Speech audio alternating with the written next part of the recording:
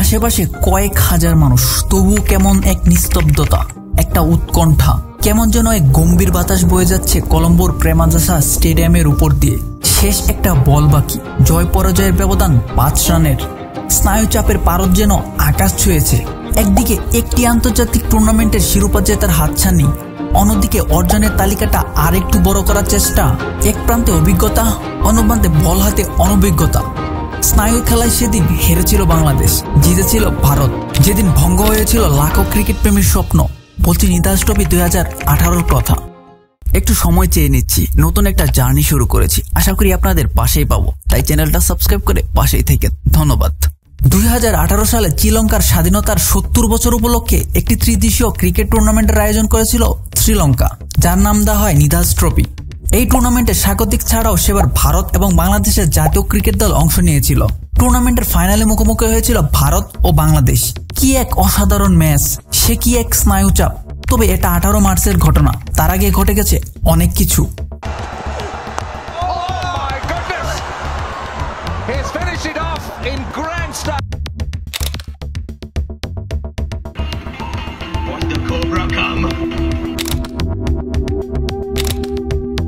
T20 ফরম্যাটে হওয়া প্রতিটি দল একে অন্যের সাথে 2টি করে ম্যাচ খেলেছিল, যেখানে প্রথম ম্যাচে ভারতকে 5 উইকেটে হারিয়ে শুভ সূচনা করেছিল শ্রীলঙ্কা।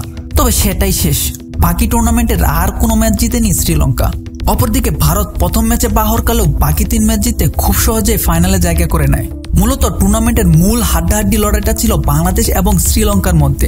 আর প্রথম ম্যাচ থেকেই ক্রিকেট বিশ্ব দেখে বাংলাদেশ এবং শ্রীলঙ্কার অঘোষিত রাইভালি। যদিও এই রাইভালারিতে জয়ী দলটির নাম বাংলাদেশ। গ্রুপ পর্বের দ্বিতীয় ম্যাচে মুখোমুখি হয়েছিল বাংলাদেশ এবং শ্রীলঙ্কা। প্রথমে ব্যাট করতে নেমে কুশল পেরেরা এবং ম্যান্ডির ঝড়ে রান পাহাড়ে চেপে বসে লঙ্কানরা। শেষ দিকে 15 বলে 32 রানের একটা ক্যামিও খেলেন উপুল থারাঙ্গা। ফলে বাংলাদেশের সামনে 215 রানের বিশাল লক্ষ্য দাঁড় করায় শ্রীলঙ্কা। জিততে হলে বাংলাদেশকে করতে হবে নিজেদের সর্বোচ্চ স্কোর। পারবে তো বাংলাদেশ? হ্যাঁ, পেরেছিল বাংলাদেশ। 215 রানের লক্ষ্যে ব্যাটিংয়ে নেমে মুশফিকুর রহিমের 35 বলে 72, তামিমের 27 বলে 47 এবং লিটনের 19 বলে 43 রানের ঝড়ো ইনিংস। 2 বল হাতে রেখেই ম্যাচ জিতে যায় বাংলাদেশ। উইনিং রান নিয়ে সেদিন মুশফিকের নাগিন সেলিব্রেশন আজও লঙ্কান দর্শকদের মনে দাগ কেটে আছে। গ্রুপ পর্বের শেষ ম্যাচটা বাংলাদেশ ও শ্রীলঙ্কা উভয়ের জন্য ছিল অঘোষিত সেমিফাইনাল। ফাইনালে উঠতে হলে ম্যাচটা জিততে হবে। 16 মার্চ 2 দলের সামনে ছিল একই সমীকরণ। আগের ম্যাচে বাংলাদেশের কাছে হার এবং ম্যাচ শেষে মুশফিক সহ পুরো বাংলাদেশের নাগিন সেলিব্রেশন তাতিয়ে রেখেছিল লঙ্কান দর্শকদের। তাই শুরু থেকে এই ম্যাচের উত্তেজনা অন্য লেভেলে চলে গিয়েছিল। টসে জিতে ফিল্ডিং এর সিদ্ধান্ত নেয় বাংলাদেশ। কুশল পেরেরার 61 রানের উপর ভর করে এদিন 159 রান করে শ্রীলঙ্কার দেওয়া 160 রানের লক্ষ্যে খেলতে নেমে কত ঘটনায় সেদিন ঘটে গেল প্রেমে দাসায়। পেন্ডুলামের মতো ঝুলতে থাকা ম্যাচ থমকে দাঁড়ায় আম্পায়ারের এক বিতর্কিত সিদ্ধান্তে। মাঠে তৈরি হয় এক বিশাল উত্তেজনা।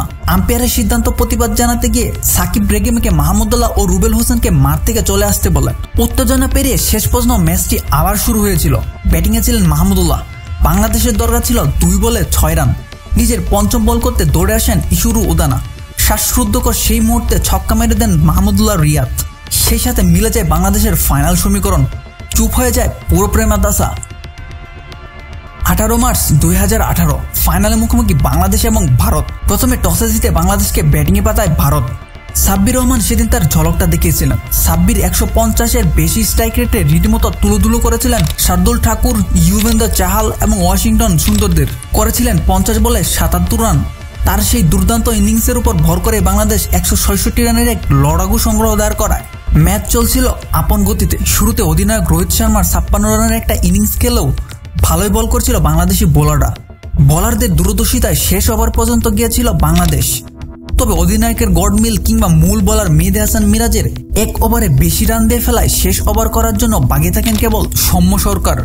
শেষ ওভারে প্রয়োজন 11 রান। সৌম্যর অভিজ্ঞতার ঝুলিতে এমন পরিস্থিতিতে বোলিং করার অভিজ্ঞতা ছিল বড্ড অভাব। তাই নিজের স্নায়ুচাপটা আয়ত্তে রাখা ছিল তার জন্য বেশ দুর্দমনীয় কাজ। প্রতিটা ধমনীতে রক্তের প্রবল বেগ স্পষ্ট। বারবার রুমাল দিয়ে শরীর মোছা, অন্তত তাই বলে। যাই হোক, সেদিন অবশ্য সৌম্যর কাছে সুযোগ ছিল নায়ক বনে যাওয়ার। সৌম্য খানিক সেদিকে অগ্রসর হয়েছিলেন। প্রথম 3 বলে দেন মোটে 4 রান। চতুর্থ বলে একটা 4 খেলেও পঞ্চম বলে তুলে নেন বিজয় সানকার উইকেট। ফলে জমে ওঠে খেলা। এক বলে দরকার 5 রান, আর একটা বাউন্ডারি হলে ম্যাচ হবে ড্র। সৌম্যর জন্য সেই শেষ একটা বল এভারেস্টে চড়ার থেকেও কঠিনতম এক কাজ ছিল। এর থেকে বড় বিষয় ছিল সেদিন শেষ বল খেলতে ব্যাটিং প্রান্তে ছিলেন অভিজ্ঞতায় ভরপুর দীনেশ কার্তিক।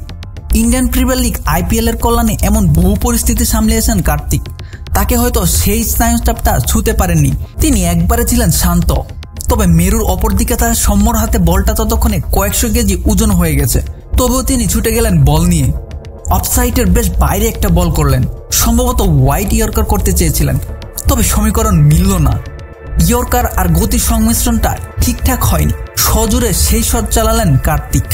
সৌম্য সে বলটা করার আগ পর্যন্ত হয়তো ভেবেছিলেন বড় জোর একটা 4 হবে, খেলাটা যাবে সুপার ওভারে, কিন্তু না, কার্তিক তার অভিজ্ঞতা এবং পেশি শক্তি পুরোটাই ঠেলে দিলেন তার ব্যাটে। ব্যাস, তাতেই বল উড়ে গিয়ে পড়ল সীমানার ওই পারে।